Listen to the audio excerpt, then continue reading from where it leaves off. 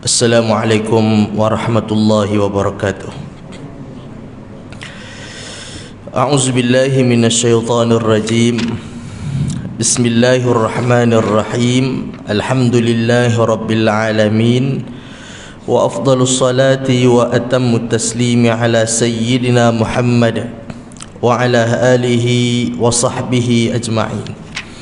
Allahumma akhrijna min zulumatil wahmi wa akrimna binuril fahmi waftah alaina bima'rifatil ilmi wa sahhil akhlaqana bil hilmi waj'alna mimman yastami'una al-qawla fayattabi'una ahsanah.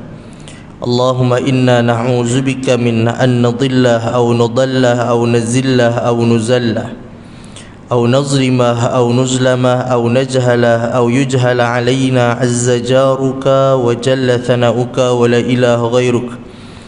بسم الله وبالله توكلنا على الله لا حول ولا قوة إلا بالله العلي العظيم. أما بعد. Muslimin dan muslimat, mudah-mudahan dirahmati dan dikasihi oleh Allah Subhanahu wa ta'ala. Jadi insyaAllah pada malam ni kita akan sambung pengajian kita dalam kitab Al-Halal wal-Haram fil Islam, karangan Dr. Yusuf Al-Qaradawi hafizahullah. Dan kita masih lagi membicarakan perihal rumah tangga, dan kita telah pun sampai kepada bab menyatakan tentang kebenaran ataupun adab-adab di dalam suami menceraikan isteri. Jadi ada perkara yang dibolehkan dan ada perkara yang tidak dibolehkan. Jadi Islam adalah agama yang syumul, Islam adalah agama yang lengkap, dan Islam adalah agama yang paling baik. Seperti mana yang disebutkan oleh Allah Subhanahu wa taala, walan tarda ankal yahudu walan nasara hatta tattabi'a millatahum. Wahai Muhammad, orang Yahudi dan orang Nasrani mereka tidak akan redha dengan agama kamu, mereka tak akan redha dengan apa yang Nabi bawa, iaitu agama Islam. Hatta tattabi'a millatahum, sampailah kamu ikut agama mereka. yakni orang Yahudi dan orang Kristian bukan tidak mahu menerima Islam sahaja, tetapi mereka ada perancangan untuk menarik orang Islam kepada agama ataupun cara hidup mereka. Maka Allah sebut qul inna hudallahi huwal huda, katakanlah inna hudallahi huwal huda, petunjuk Allah, agama Allah lah yang paling baik, yang paling sesuai. Maka sebab itu kalau kita tengok setiap undang-undang dan ajaran dalam Islam, tidak ada satu pun yang menyalahi fitrah manusia. Kan Allah jadikan kita dalam fitrah, dan Islam adalah agama fitrah. Maksudnya setiap hukum akam dan undang-undang dalam Islam itu bersesuaian dengan fitrah semula jadi, fitrah yang suci yang Allah bekalkan dalam diri manusia. Seperti contoh, kenapakah Allah Subhanahu wa taala hanya bagi orang laki-laki sahaja boleh talak isteri? Kenapa isteri tak boleh talak suami? Kenapa hanya suami sahaja yang ada kuasa untuk melafazkan talak? Kenapa tidak bagi isteri untuk melafazkan talak? Maka kalau kita lihat pada hukum ataupun undang-undang dalam Islam itu, maka kita katakan itulah keadilan bagi suami dan isteri. Sebab logiknya seorang laki-laki yang pertama nak kahwin, dia yang keluarkan mahar, kan? Kemudian lepas kahwin, dia yang tanggung keseluruhan nafkah untuk isteri dan anak-anak. Walaupun gaji suami lebih sikit daripada gaji isteri. Katalah gaji isteri CEO contohnya, gaji dia 25,000 satu bulan, yang mana suami gajinya hanya 5,000 satu bulan. Maka tetap tanggungjawab memberi nafkah itu adalah untuk suami. Maka suami yang pertama kahwin, mahar dia yang keluar, kemudian belanja semua dia yang keluarkan, membesarkan anak semua dia akan keluar. Maka suami yang kita lihat macam tu tanggungjawab dia, apakah mudah bagi dia untuk melafazkan talak? Tak mudah, kan? Tak mudah. Sebab dia fikir, kalaulah ni logik, kita fikir soal logik, kalau dia lafazkan talak, maka dia nak beristeri lagi kena guna duit lagi, kena keluar duit lagi. Jadi seorang suami, walaupun Allah berikan kuasa kepada dia untuk melafazkan talak kepada isteri dia, tetapi tidak sewenang-wenangnya suami menggunakan kuasa itu. Berbeza kalau seandainya kita andaikan orang perempuan pun boleh lafaz talak untuk suami dia, dia tak suka dengan suami dia, dia terus lafazkan talak. Jadi kalau hal itu berlaku, maka mungkin lebih daripada 50% rumah tangga yang hancur. Sebab apa? Sebab kalau wanita yang pertama, dia bertindak seperti mana yang kita tahu, dia banyak lebih emosi daripada orang laki-laki, satu. Yang kedua, dia tak kisah kalau dia ceraikan laki-laki itu, dia ceraikan suami dia, nanti ada suami lain akan menikahi dia. Jadi dia bukan fikir nak kena keluar duit walaupun sesen. Jadi kalau seandainya wanita Allah berikan dia untuk boleh dia melafazkan talak kepada suami dia, 10 tahun agak-agak apa jadi kat perempuan tu, jutawan dia, kan? Kahwin, kemudian suami bagi suami bagi mahar kat dia, bagi pula gelang, cincin apa semua, bla bla bla bla. Seminggu kahwin, diceraikan suami dia. Habis iddah, dia kahwin lagi. Lepas seminggu dicerai lagi. 10 tahun jadi tak jutawan dia. Jadi sudah tentu itu akan berlaku. Maknanya tidak, kalaulah dibenarkan seperti itu, makna ini adalah agama dan undang-undang yang tidak baik untuk manusia. Jadi maka sebab itu Allah Subhanahu Wa Taala hanya izinkan bagi kaum laki-laki.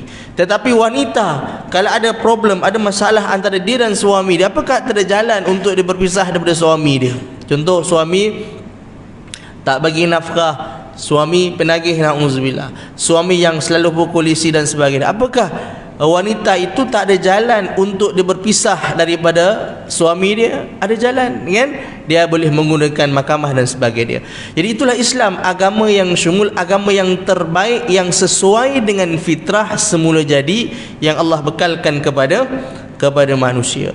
Jadi walaupun laki-laki ni boleh melafazkan talak kepada isteri dia, tetapi ada adab-adab dia supaya apa yang berlaku itu selaras dengan fitrah manusia. Maka Islam gariskan undang-undang. Boleh kamu lafazkan talak, tapi waktu sekian-sekian kamu tak boleh lafazkan talak. Boleh kamu lafazkan talak, boleh kamu ceraikan isteri kamu, tetapi bukan bila-bila masa nak cerai boleh. Ada waktu yang kamu tak boleh cerai dia. Kalau kamu cerai dia, maka hukumnya haram. Bila sebut hukumnya haram, maka kamu akan dihukum oleh Allah Subhanahu Wa Taala. Contoh, menceraikan isteri ketika mana isteri itu datang bulan, kan? Ketika haid, maka dia ceraikan isteri dia. Memang cerai itu berlaku, talak itu berlaku, tetapi perbuatan yang dilakukan oleh suami itu bukan ajaran Islam. Islam, kalau ada suami yang menceraikan isteri ketika isteri dalam nifas umpamanya, ketika isterinya dalam keadaan datang bulan umpamanya, maka kalaupun ada suami yang melakukan hal yang demikian, maka dia telah bercanggah, dia telah melakukan satu perbuatan yang bertentangan dengan ajaran Islam. Maka itu bukan ajaran Islam. Kalau nampak orang Islam yang buat, bukan Islam yang salah, dia yang salah, kan? Sebab Islam tidak pernah membenarkan perbuatan itu. Kalau dia buat juga, talak itu memang berlaku, tetapi besok akan dihukum, akan diazab oleh Allah Subhanahu Wa Taala. Baik, kemudian kita masuk kepada fasal yang seterusnya. Bersumpah untuk mencerai hukumnya adalah haram. Begitu juga seorang suami, dia bersumpah untuk menceraikan isteri dia jika isteri melakukan sekian. Jadi kita baca, seorang Muslim tidak dibenarkan menjadikan talak sebagai sumpah untuk mengerjakan ini atau meninggalkan itu, atau untuk mengancam isterinya. Misalnya, dia berkata kepada isterinya, apabila dia berbuat begitu maka ia tertalak. Kalau awak balik kampung raya ni, awak tertalak dengan sendiri dia. Tahun 2022 harap boleh raya lah tuan-tuan, kan? Duk risau nampak lain macam tak dapat nak raya je, kan? Jadi kalau awak tahun ni raya di rumah saya, di kampung saya, kalau awak nak balik kampung awak juga, awak bertegas nak balik sana juga, kalau awak balik, awak tertalak. Demi Allah, dia kata, wallahi, dia kata, dia bersumpah, kan tak boleh sumpah selain daripada menggunakan nama Allah. Dia kata, demi Allah, kalau awak balik kampung, balik rumah ayah ataupun ibu awak, maka awak cerai, awak tertalak, awak telah diceraikan. Maka itu perbuatan hukumnya adalah haram. Islam tak benarkan perbuatan itu dilakukan. Tapi kalau dia kata, kalau awak maksud dia kata, besok, contoh kan, suami kata, besok saya akan ceraikan kamu insya-Allah. Dia ada belakang tu dia kata insya-Allah. Maka ulama sebut, kalaulah disusuli, diiringi dengan perkataan insya-Allah, maka talak itu tidak berlaku. Katalah hari ini 25 hari bulan, besok 26, 25 kan? Hari ini 27 dah. 27, besok 28 hari last untuk bulan 2. Besok 28 saya akan ceraikan awak insya-Allah. Hari ini belum lagi, tapi besok saya akan ceraikan awak insya-Allah. Berlaku tak talak? Itu tak berlaku. Sebab dia kata insya-Allah, jika Allah nak. Allah nak kat perceraian, Allah tak nak perceraian, bermakna talak itu tidak berlaku. Sebab apa? Sebab dia kata kalau Allah nak, tetapi hakikatnya Allah nak supaya perkahwinan itu diteruskan. Allah tak nak perceraian itu berlaku. Maka kalau disusuli dengan perkataan insya-Allah, maka cerai itu tidak berlaku. Tapi ini ceritanya seorang yang bersumpah, dia kata, besok kalau awak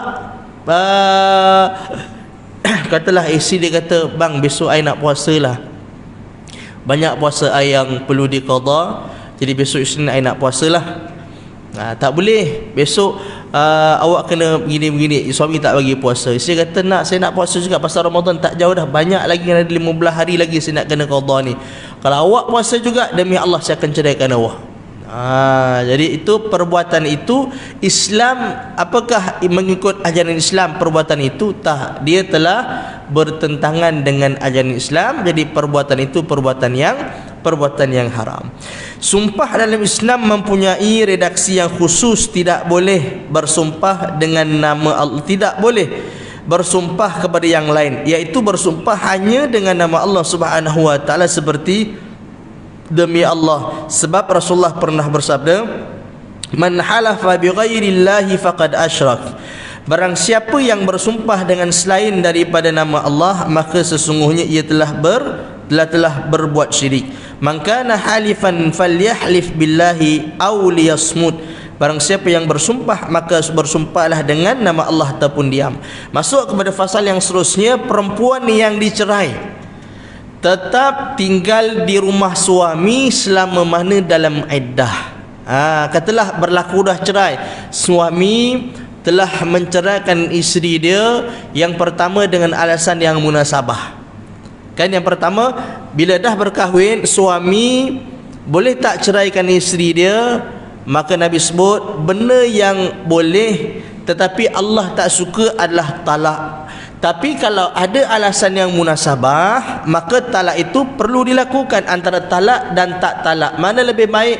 Kalau munasabah hanya talak itu perlu dilakukan, maka tidak termasuk dalam perkara yang dibenci oleh Allah Subhanahu wa taala. Okey, jadi suami berhadapan dengan isteri yang bermasalah. Contoh, isteri yang tak dengar cakap, isteri yang melawan, isteri yang selalu memalukan, isteri yang selalu tengking suami dan segala macam, isteri yang nusyus lah kan.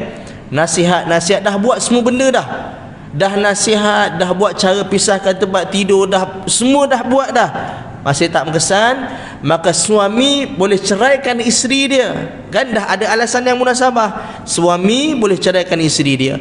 Tapi ingat, ada waktu dan ketika yang suami tak boleh ceraikan isteri dia. Bila sekarang isteri kamu dalam haid umpamanya, memang dia masalah, memang kamu perlu ceraikan dia, tetapi nanti tunggu dia dalam keadaan suci. Jangan talak sekarang, kan? Jangan talak sekarang, talak setelah dia habis, nanti habis dia punya darah dia, maka kamu talak selepas daripada itu. Okey, jadi suami pun tengok isteri bermasalah, ini alasan untuk dia talak. Dah buat macam-macam cara dah, tengok keadaan memerlukan suami menceraikan isteri dia. Kemudian suami pula dah memilih waktu yang sesuai, kan? Okey, sekarang isteri pun dah habis iddah, dia pun tak setubuh dengan isteri dia, maka dia pun menceraikan isteri dia. Maka dia pun ceraikan isteri dia dengan talak satu contohnya. Maka isteri tadi itu, apakah dia perlu dikeluarkan oleh suami daripada rumah dia? Dia tinggal di Shah Alam, rumah mak dia dekat Johor Bahru. Maka apakah suami berhak untuk keluarkan isteri dia? Kata, awak, saya dah ceraikan, awak pergi balik ke Johor Bahru, awak balik ke rumah ayah awak. Awak tak boleh duduk sini, saya dah ceraikan awak sekarang. Maka Islam, dia tetap mengambil berat soal keadilan antara suami dan isteri. Jadi walaupun isteri ini telah diceraikan, maka Islam tengok ada benda-benda yang perlu kamu jaga dalam tempoh iddah dia. Tak boleh terkejut-terkejut kamu terus keluarkan dia. Maka perempuan yang diceraikan tetap tinggal di rumah suami selama mana di dalam iddah. Dalam syariat Islam, perempuan yang dicerai wajib tetap tinggal di rumah suaminya selama mana dalam iddah. Iddah dia bila? Iddah dah, kalau dia tidak mengandung, maka iddahnya adalah 3 kali suci. Dia diharamkan keluar rumah, dan suami diharamkan mengeluarkan bekas isterinya dari rumah tanpa suatu alasan yang dapat dibenarkan.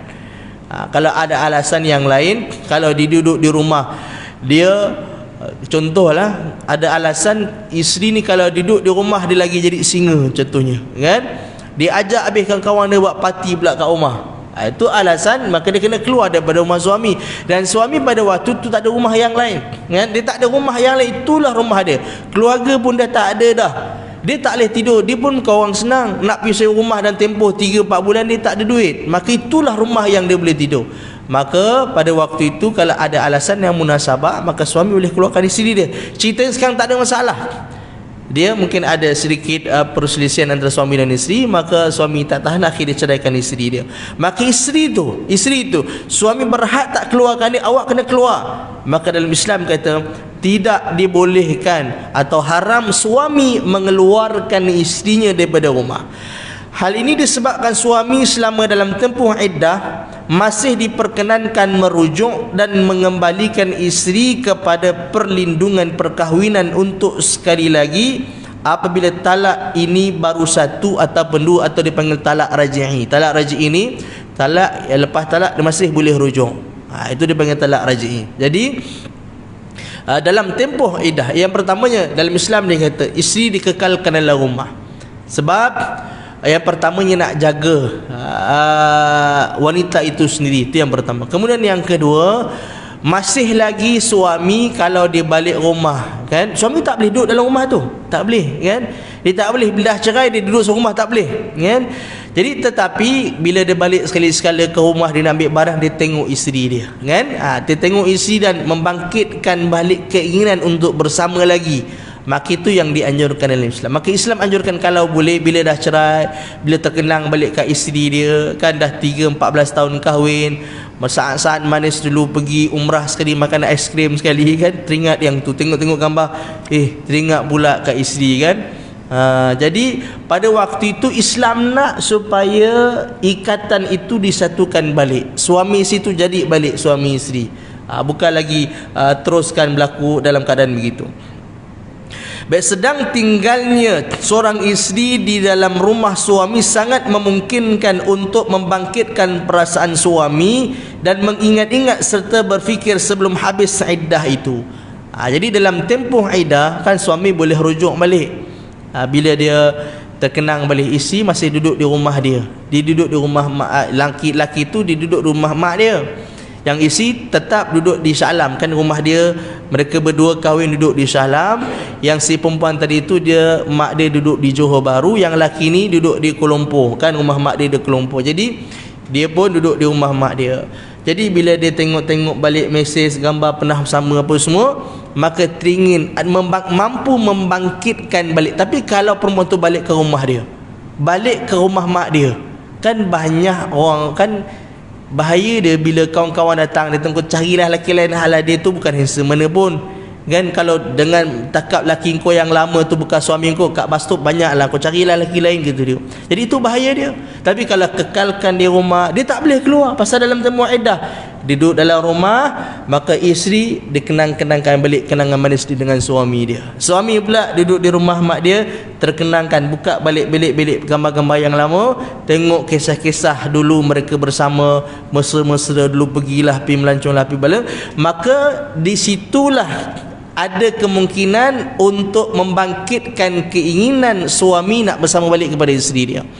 Isteri dia tak boleh rujuk, tapi yang rujuk itu adalah suami. Suami yang berhak untuk rujuk dia. Yang talak pun hak suami, yang rujuk pun hak suami. Jadi bila dah tengok-tengok gambar, teringat balikkan kat isteri dia, dia pun balik, dia bagi tahu kat isteri dia, kata I nak rujuk balik, kan. Maka rujuk itu berlaku tak? Berlaku. Walaupun isteri dia talak, tak nak, dia kata tak nak, I tak nak dah, I dah tekad tak nak terima you dah, I dah ada dah orang lain yang bakal kahwin I lepas nak habis iddah nanti, contohnya. Maka isteri tak berhak talak. Isteri tidak berhak menolak keinginan suami untuk rujuk balik. Jadi kalau suami berkehendak untuk rujuk balik, maka rujuk itu berlaku. Tapi kalau dah habis iddah, dah 3 kali suci dah habis, maka baru talak satu, dah habis iddah, maka baru teringat balik dekat isteri. Suami pun suami teringat dekat isteri, isteri pun dia datang balik rasa cinta kat suami dia, maka boleh kahwin balik. Tapi dia bukan rujuk lah. Rujuk ni tak perlu akad nikah baru. Kata aku rujuk, terus bersama dengan suami isteri.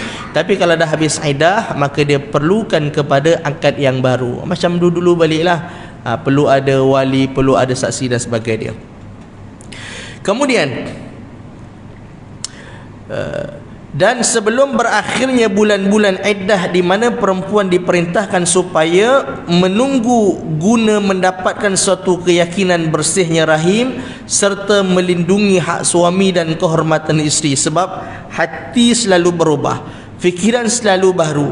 Seorang yang sedang marah kadang-kadang menjadi rela, orang yang naik pitam kadang-kadang menjadi dingin, dan orang yang benci kadang-kadang menjadi cinta. Jadi dia kata sebab itu ada tempoh iddah itu, mana ada kemungkinan di situ bila dah lama tak jumpa sebulan 2 bulan, maka ada kemungkinan mereka akan bersama kembali. Sehubungan itu persoalan perempuan yang dicerai ini Allah sebut dalam firman-Nya dalam surah At-Talaq. Kata Allah yang bermaksud, dan takwalah kamu kepada Allah Tuhanmu, jangan kamu usir mereka dari rumah-rumah kamu, dari rumah-rumah mereka, dan jangan sampai mereka itu keluar rumah kecuali apabila mereka berbuat kejahatan yang terang-terangan, dan yang demikian itu adalah batas-batas ketentuan Allah. Dan barang siapa yang melanggar batas-batas ketentuan Allah, maka sungguh dia telah berbuat zalim pada dirinya sendiri. Kamu tidak tahu barangkali Allah akan mengadakan hal baru sesudah daripada itu. Jadi ini dalil bahawa wanita yang ditalak dalam tempoh iddah, dia perlu tinggal di rumah dia. Maksud dia tu rumah suami isteri itu bukan balik ke kampung, tak, di rumah suami isteri tadi itu. Kalau perceraian antara suami isteri itu satu hal yang tidak mungkin dielakkan lagi, maka yang dituntut dari kedua belah pihak supaya perceraian itu dilakukan dengan baik dan tidak menyakitkan, tidak melakukan dan tidak mengabaikan hak masing-masing. Jadi walaupun isteri duduk masih kekal di Shahlam. Shahlam tadi itu rumah mereka berdua lah, rumah suami isteri, rumah kelamin lah kita panggil di situ. Jadi walaupun isteri dibenarkan ataupun diperintahkan duduk di rumah mereka, maka suami yang pertama dia tak boleh duduk sekali. Suami tak boleh masuk melainkan perlu ada mahram. Sama ada mahram isteri ataupun suami datang dengan kakak dia ke datang ke rumah tu, tak ada masalah. Tapi kalau mereka berdua-duaan duduk di rumah, dah cerai dah, walaupun dalam tempoh iddah, dah cerai masih duduk di rumah, kan banyak macam tu. Kan dah cerai dah, keluar sekali makan bersuasat, dah cerai dah. Kan tak ada keinginan si suami untuk rujuk kepada isteri dia. Kalau ada keinginan tak ada masalah. Tapi ini memang tak ada setakat ni belum ada rasa nak rujuk. Tapi mereka dah keluar sekali, pergi tengok wayang sekali, kemudian habis tengok wayang pergi makan popcorn, hang suak aku suak hang pula, kemudian bla bla bla bla. Maka hatta dalam undang-undang kita dalam negara kita pun, kalau mereka telah bercerai, mereka telah berpisah, walaupun dalam tempoh iddah khalwat suami isteri dalam satu rumah, maka jawatan agama boleh tangkap, kan? Jadi dan mengikut undang-undang dalam agama kita pun begitu. Jadi suami yang telah menceraikan isteri dia walaupun tempoh iddah, mereka tak boleh duduk sekali. Suami pun, isteri pun tak boleh nak buka aurat depan suami dia, kan? Pasal dah cerai, kan? Kecuali kalau dia dah rujuk. Jadi isteri pun kena pakai tudung depan suami, jaga aurat dia, jaga perbatasan dia. Macam ajnabi, seorang perempuan yang ajnabi, mana perempuan yang bukan lagi isteri dia, walaupun dalam tempoh iddah, maka ada kemungkinan mereka ini bukan lagi adik suami isteri. Jadi dalam tempoh itu dia seperti perempuan yang ajnabiyah. Maksudnya tak boleh duduk sekali, tak boleh bersentuhan, auratnya kena jaga. Laki-laki tak boleh tengok perempuan, perempuan tak boleh tengok. Itulah undang-undang dalam agama kita, perlu dijaga seperti itu. Jadi kata Allah Subhanahu wa taala, famsikuhunna bima'rufin au fariquhunna bima'ruf. Tahanlah mereka dengan baik ataupun cerailah mereka dengan baik. Jadi undang-undang dalam Islam, dalam agama yang kita sebutkan agama yang baik tadi itu, bila nak kahwin, kahwinlah dengan baik, bila nak cerai, cerai pun dengan cara yang baik. Fa imsakum bima'ruf, ini ada sebahagian daripada kita yang bila dah cerai maka habis suami membongkar aib ataupun kita panggil kelemahan-kelemahan isteri dia. Begitu juga sebalik, isteri pula hentam balik bekas suami dia, bekas suami jawab balik. Ini yang berlaku dalam masyarakat kita, sebahagiannya lah, tak banyak begitu. Maka inilah perbuatan yang haram. Takutlah kepada Allah Subhanahu wa taala, kerana perbuatan kita itu pasti akan dihukum oleh Allah Subhanahu wa taala. Baik.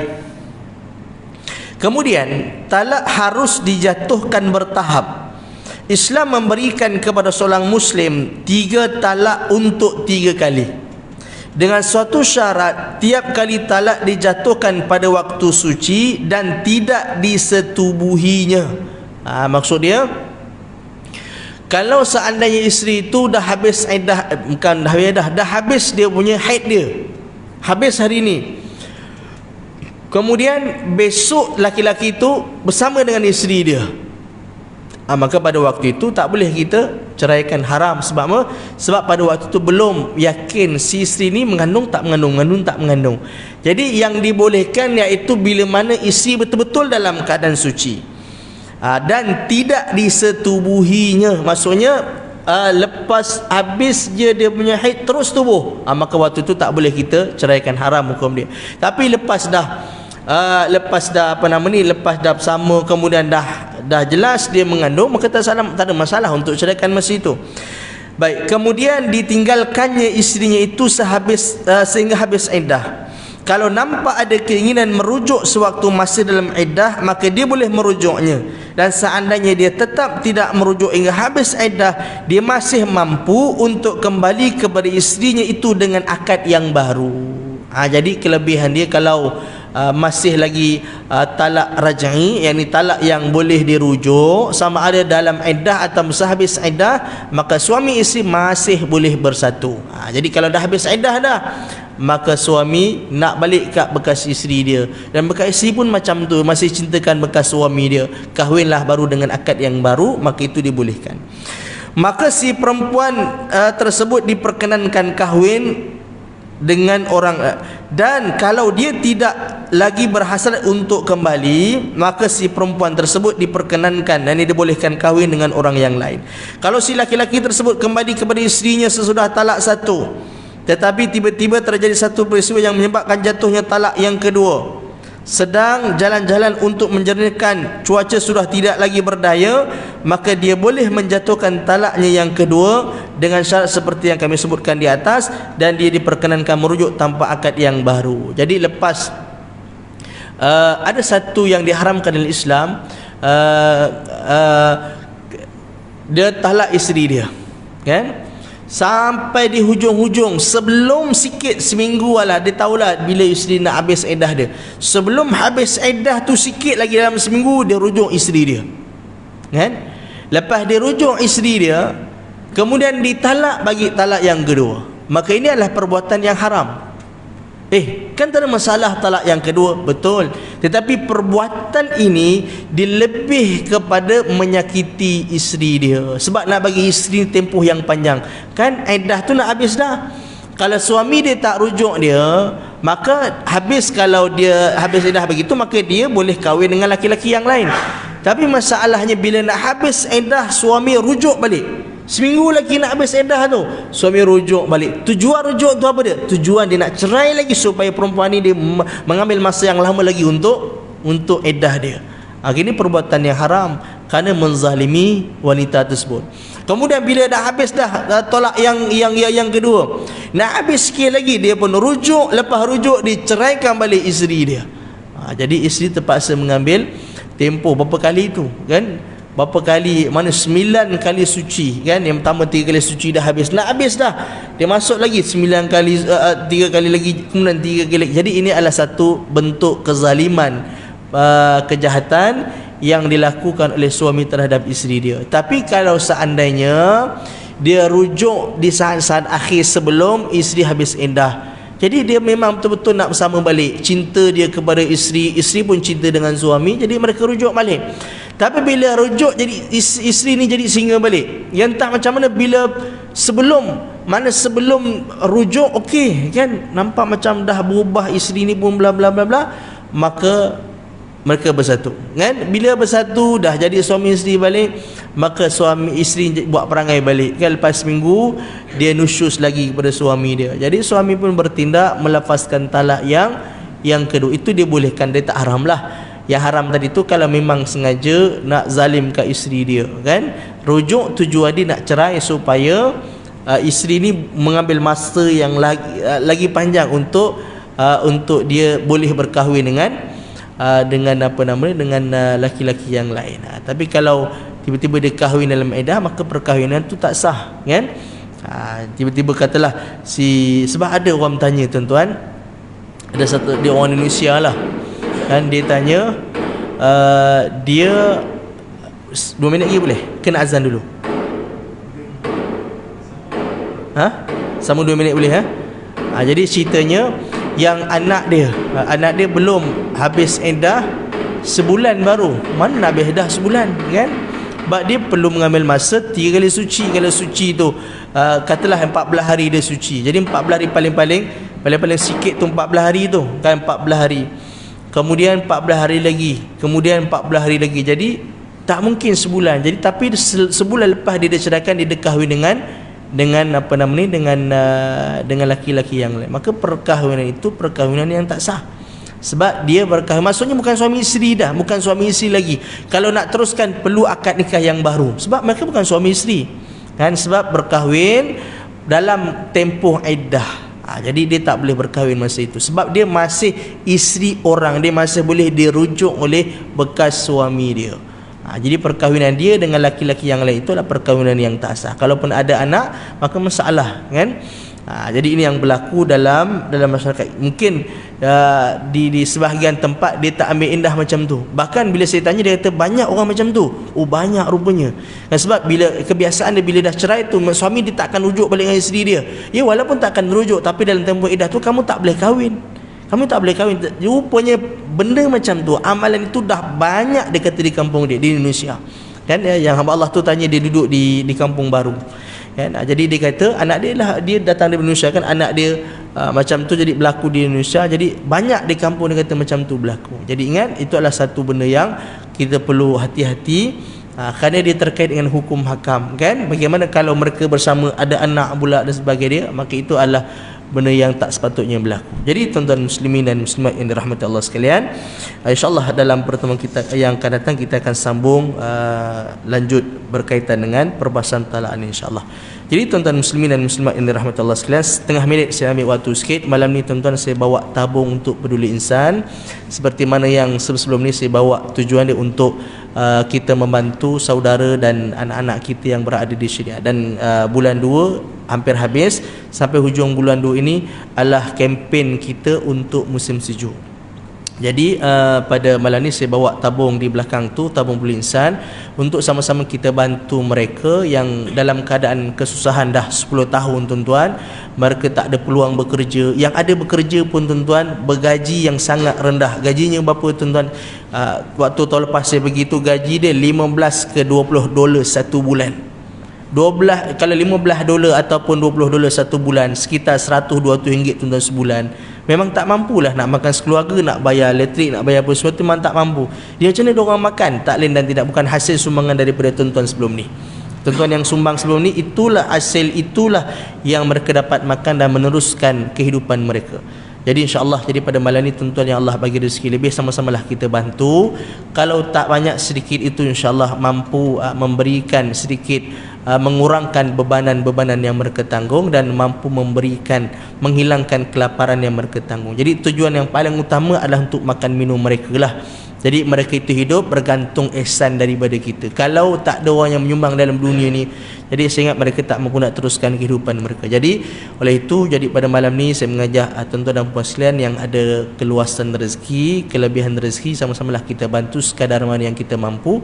Mudah-mudahan sumbangan yang kita berikan itu menjadi saksi besok di hadapan Allah yang kita pernah mengambil berat terhadap saudara kita yang dalam kesusahan insya-Allah. Jadi itulah yang dapat kita kongsikan dalam majlis kita ini. Mudah-mudahan ada manfaat dan barakah insya-Allah. Aqulu qauli hadza wa astaghfirullahal azim li wa lakum. Wassalamualaikum warahmatullahi taala wabarakatuh.